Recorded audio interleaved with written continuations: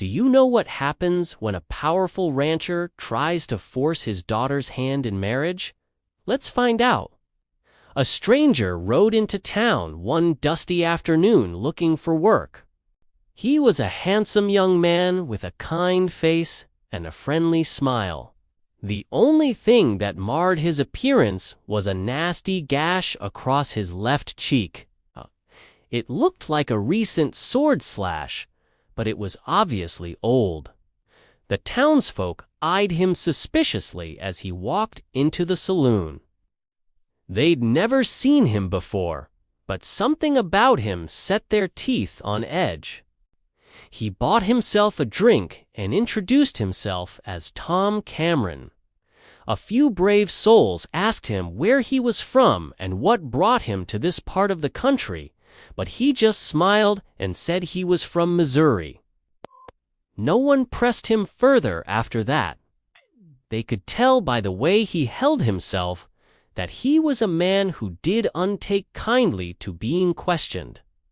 When he stepped outside again, a burly man with a handlebar mustache approached him. "Heard you come from Missouri," he said. "Name's Hank and I own most of the land around here. Heard you're a good hand with a rope and a gun."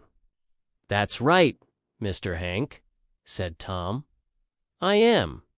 Been working on ranches since I was 14 years old. Can do anything with a horse that needs to be done. And I can shoot the eyes out of a rattlesnake at 20 paces. Hank grunted. "Good enough for me. You can start work tomorrow morning. Be at my ranch at first light." Tom agreed and went back into the saloon to spend the evening playing cards and drinking. The next morning, he was up with the sun and in Hank's employ. He worked hard all day, mending fences and tending to the cattle. But by nightfall, he was fed up with Hank's constant, unwelcome advances. Every few minutes, Hank would slap him on the back and say something like, "You remind me of my son, Caleb. Strong, silent type. Reminds me of myself when I was your age." Tom gritted his teeth and ignored him. As soon as they got back to the ranch house, Hank disappeared into the kitchen and emerged with a plate of food for the hired man. "Eat up, son. We don't want you to get weak from hunger." Come ate, but it was barely enough to keep a bird from building a nest in his stomach. Pah! Then came the worst. Caleb's gone and got himself killed.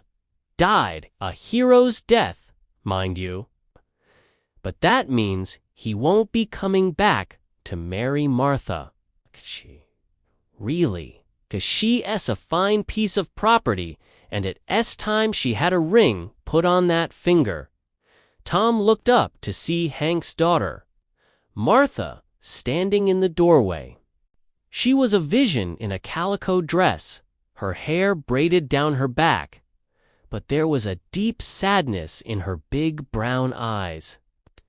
"Don't look at me like that, girl," snapped Hank. "You'll find someone else to marry.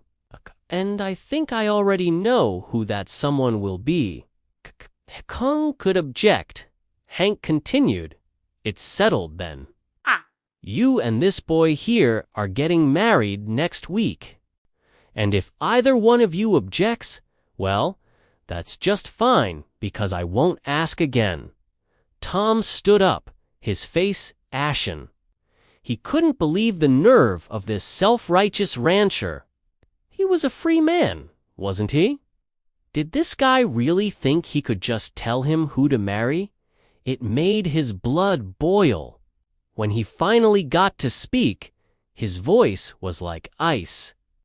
"I'll marry your daughter, but only if you release me from this contract. Consider it a wedding gift from me to you." "Ha! You think I'd let you go after you've bedded my daughter? Not likely, boy. I'd whip you for that, but I think I'll leave that pleasure to Caleb. Now get out of here and go make love to my daughter." That was a mistake. Cum was a veteran of many a fistfight, and he took down men twice his size. By the time he was done with Hank, the rancher was a whimpering, defeated mess. "Now," said Tom, dusting himself off, "let's talk about that wedding again." Well, that's our story for today. How did this story end? You'll have to join us next time to find out. Thanks for watching. Don't forget to like and subscribe so you never miss an episode of our channel. See you next time.